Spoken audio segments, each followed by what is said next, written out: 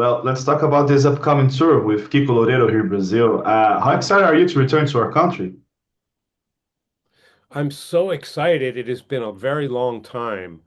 The last time I was in Brazil, it wasn't for concerts, it was for guitar clinics, guitar seminars, things like that. And I played in like 20 or 25 different cities. And they told me that was the biggest, longest guitar clinic tour of any foreign musician ever in Brazil. And I was so excited about that. It was so much fun and I kept saying, I'm going to come back and play concerts. I'm going to play concerts. And so, what an exciting way to come back to Brazil. I'm just very, very excited about it.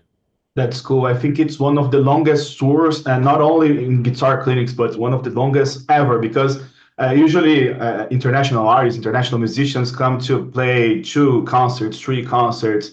When they do a lot of concerts, it's like five, six, seven. So I wasn't even aware of this number. It was like more than 20 concerts, you said. It's amazing. Yeah, it was so wonderful because, like you said, people come for like two shows and they don't really get to see the country. They don't get to see people outside of the city. So I got to go to a lot of cities that most musicians don't get to experience. So I felt very lucky and t not really time to relax, but time to really feel like I was in Brazil, and so I feel like I've been there now. A lot of times when you go on tour, you play one country in one day, one country another day, and you say, "Yeah, well, I've been to that country," but you kind of really haven't been there. You saw the airport, you saw the stage, you saw the backstage in the hotel. That's it. So it doesn't really count. But after like 20, I think it was 23 cities in Brazil. And I had a wonderful translator named Juan who made my life so easy, explaining everything. It was just like having a wonderful vacation, but playing guitar every day. It was really cool. It's like living the dream, right? Yeah, living the dream, man. Absolutely. Well, and you have also come a few times with Megadeth, and I believe many people have asked you about the first time at Rock in Rio in 1991. But I also have to ask you, what memories do you have of that first visit? Rock in Rio was just overwhelming. It was absolutely one of the biggest thrills of my career, even now, because the sheer amount of people and the sheer amount of energy that comes off the people. I mean, I feel energy even if there's like 200 people there, 2,000, 20,000. But Rock in Rio was just like, it was like a jolt of energy that I've never felt before. And it just made it so fun to play guitar because I'm not using my own energy. I'm using everyone's energy and it's just coming back out. And that's when I kind of just joined Megadeth at the time. I'd only been in the band for like a year. And so that's when I felt like, wow, we're really on the way to doing some great things. And so Rock in Rio was a kind of a big start for my career in that band. And it was a big move for the band Megadeth too. It really opened up a lot of doors for us. And I just remember the audience was, I've never felt that kind of support before. So it was really something special. That's great. And I'd also like to talk a little about your relationship with Kiko, since you have even recorded a song together. And he always said that he was a fan and then became a friend of yours. Can you remember when and how that friendship began?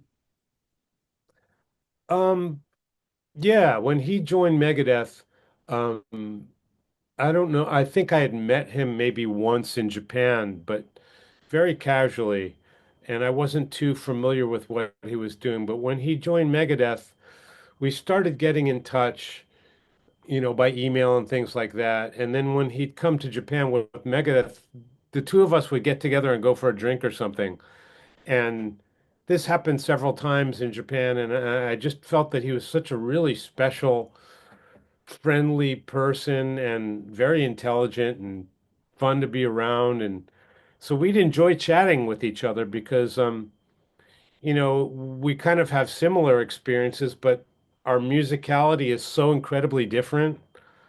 Um, and I just felt that we had something that a lot of other musicians don't have. Kind of, we both have ethnic playing in our music, and we both shared a very long experience in a very well-known band, and we both have our own projects and bands that have very supportive fans. So it's kind of an unusual thing where we have things in common, um, but they're not the same things. Does that make sense to you?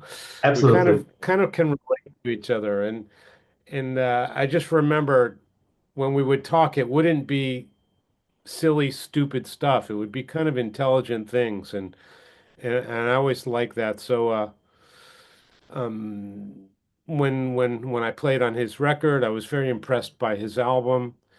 And actually, we've never really played together in the same room before, and we've talked an awful lot about really deep things having to do with music and how we feel about music, but we've never jammed before. So this trip to Brazil is going to be very um, interesting because we never played before, but we're going to do a lot of things together that have probably never been done by anyone before. We're really trying to stretch the boundaries of guitar and what we can do with guitar. I think that's how both of us have grown in our careers by taking crazy challenges.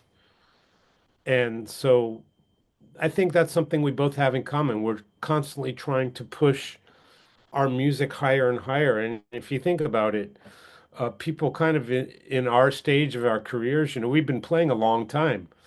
I've been playing since I was 14, and Kiko's been playing forever as well. So usually people in our situation tend to relax and they have a great album 10, 20 years ago or whatever. But I'm like, forget about my old stuff. I'm just constantly trying to better my new stuff. And I think Kiko's the same way, always constantly challenging. So to put both of us together to play together for the first time, I think some kind of explosion is going to happen. That's great. And I must say, I really enjoyed your last album, Drama. It's a very cinematic album. I just loved it. And I really loved Kiko's recent album, Theory of Mind. It's Oh, different albums, of course, because his album is way heavier, but they're both amazing. And it's good to know that you're both trying to reinvent yourself, do different stuff, not rely on albums that you recorded like 10, 20, 30 years ago. That's great. thank you so much. Really glad you like it. Yeah, and I heard a story that Kiko was kind of responsible for getting you to reconnect with Dave and participate in the Megadeth show in Japan, I think 2 years ago. I would like to know, is that true? And if so, how did that happen?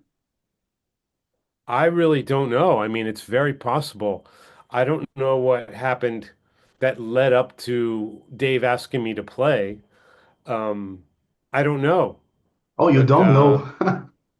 I don't know. Dave just sent me an email. He said, "Have you ever played Budokan before?" I said, "Yeah." And then he wrote me another email. He says, "Well, would you like to play it again with us?" And I'm like, "Sure." It was a dream. When I was in Megadeth, there was nothing I wanted to do more than play Budokan. And Dave Mustaine felt the exact same way, and we'd never done it together. It was something we both shared this dream, and it just never happened. Um, of course, when I moved to Japan, I've played there 7 and 8 times, 7 or 8 times before Dave asked me to play with Megadeth. So I kind of had the feeling of playing there, but it was like one of those unresolved dreams that we both had, myself and Mustaine. And I think the thing is, what a lot of fans should know is all of us playing in these rock bands, we have the same dreams that the listeners do. It's the same thing. We're just like little kids. It's like, I want to play at this place with this band and do this with these guys. And it's very, it's just like we're constantly in high school. And so when Megadeth finally was at the point where they were playing Budokan, I was very, very thankful that Dave thought of me. So if Kiko had something to do with that, I'm extra thankful for him to doing that. Maybe he was the guy. He could have been, very well could have been the guy. That's amazing. And not talking about the tour itself, what will your guest performance be like? How many songs you play together? How will be the song choices be? What can you tell us so far? I'm not going to give away any secrets. Okay, I'm not going to give away any surprises, but I will tell you this, that we've already decided everything that we're going to do. We've made arrangements, musical arrangements, and I think every single person is going to be very surprised at what happens together. Of course, the show, it's a Kiko Loureiro concert. And it's just, there's one section of the concert where I'm going to come in and we're going to take it to a different place. And we're going to do things that have never been done in either of our musical careers before. And we have everything kind of mapped out, everything worked out right now, but I'm 100% sure that once we start playing in front of an audience, things are going to organically grow into these new concepts and things that build and build and build, um, which I'm really excited about because, like I said, we'd never played together before. Of course, we played on stage once with Megadeth, but I don't think that really counts when you compare it to what we're going to do. It's going to be very groundbreaking for both of us because we're going to force each other to do things that we'd never attempted before. So that's what's very challenging and fun for me on guitar, and to do that in front of people, especially in Kiko's home country. It's the ultimate. It's just the absolutely. greatest. Great. And have you met the other musicians who will be on tour with you, like Felipe and Bruno, bassist and drummer for Angra, Alírio Neto, the lead singer? Do you know anything about them? No, but Kiko told me a lot about the people we're going to play with, so I feel really good. He really said these guys are super and they can do anything. And it's because, believe me, I'm going to make a lot of things very out there. It's going to be something that you're going to really have to be tough to follow this stuff. And Kiko said, "Don't worry about it. The band is fantastic. They're going to be able to do anything we want."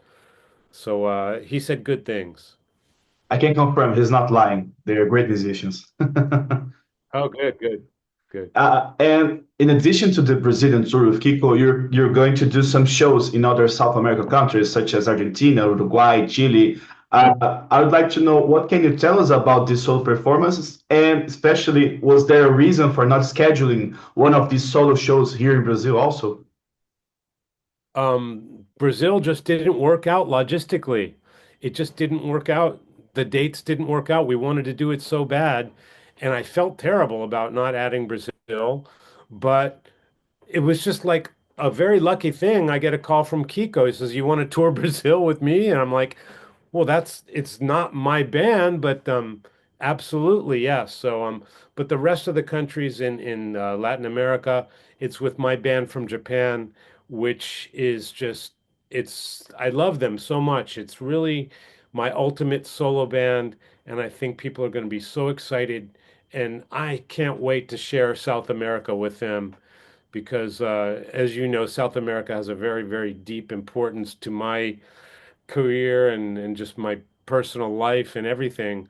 So to be able to play in the home of Piazzolla in Argentina, and we're going to be recording a live video and live album in Santiago, Chile, and going to Peru again for the second time is it's a big deal. So I want to share that with my band.